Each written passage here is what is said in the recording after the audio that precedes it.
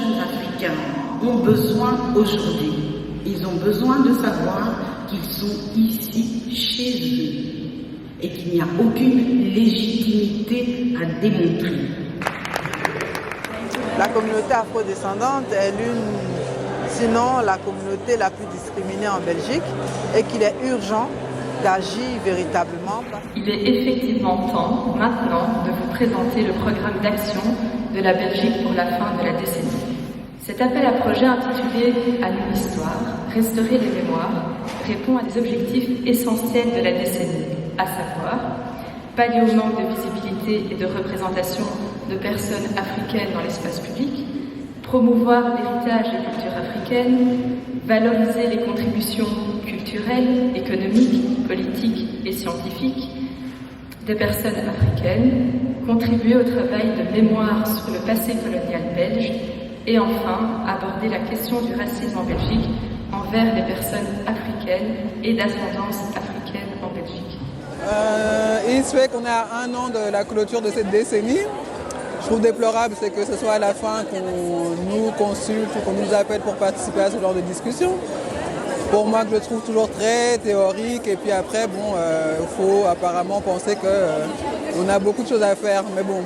Raconter ensemble ne pourra pas effacer ce qui fut fait, mais seulement reconnaître les héritages des uns et des autres qui survivent à travers chacun de nous dans ce pays.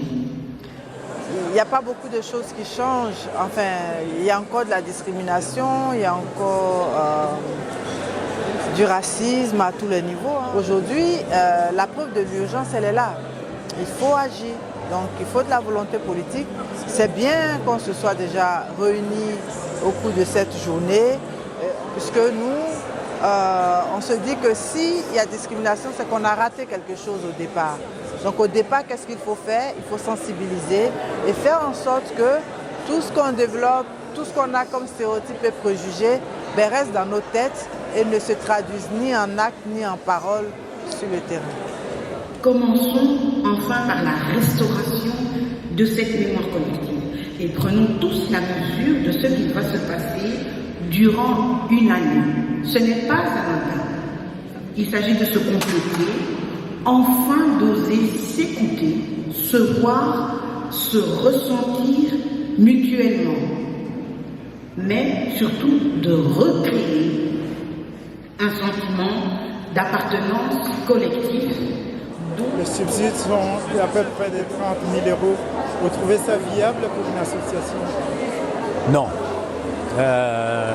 Le montant n'est pas suffisant pour réaliser vraiment le travail qui est les nôtres. C'est un début, mais j'espère qu'on va prendre conscience que cet investissement mériterait davantage.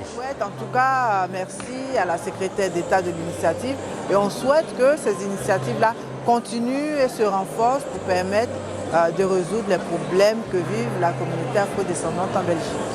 C'est une première, on va dire, mais j'espère qu'à l'avenir, on fera mieux.